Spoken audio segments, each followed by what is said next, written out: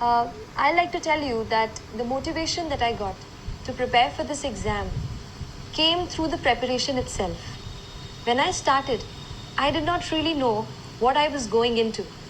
But when I started reading much and more, I found out that there are many people in this world, in our country, who are unfortunate, more unfortunate than we ever can be.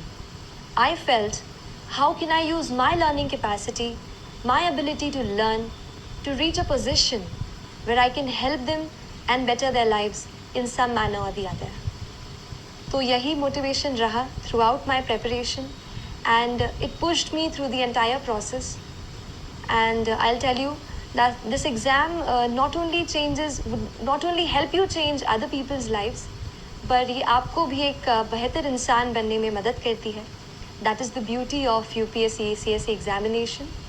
It makes you into a person who's much more sensitive, who's much more responsible, and who looks forward to doing something for the society. So coming to the exam, I'd like to start by first telling you about the organization of notes.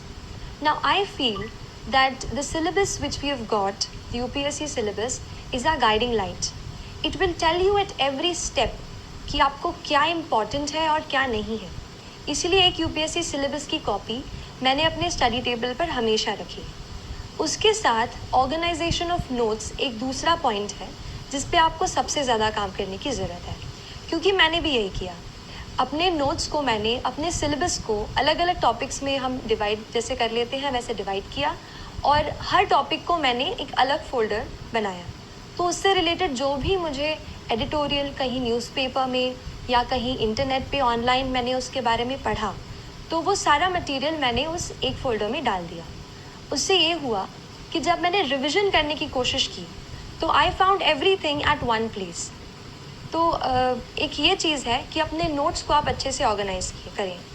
ये काम आपको specially ज़्यादा optional में आएगा, क्योंकि optional में भी जैसे मेरा ऑप्शनल सोशियोलॉजी था, तो उसमें ये सब्जेक्ट मेरे लिए नया था, लेकिन उसके सिलेबस के साथ मैं उसको हमेशा सिलेबस को साथ रखा मैंने, और प्रीवियस ईयर के पेपर्स को मैंने देखती रही. मैं ऑप्शनल के पेपर में थोड़ा ऐसा है कि थीम्स जो हैं कई बार रिपीट होती हैं टॉपिक्स के, तो उन थीम्स पे आप हमेशा फोकस करते रहिए, और कुछ थीम्स के आप अलग से नोट्स बनाइए खुद. मैंने कोशिश की कि मैं खुद अपने नोट्स रेफरेंस बुक से बनाऊं, क्योंकि जब मैं खुद उसको लिख लेती थी तो जो अंडरस्टैंडिंग है वो मेरी बेटर हो जाती थी. तो खुद के नोट्स पे मैंने खुद नोट्स बनाने की ज़्यादा कोशिश की.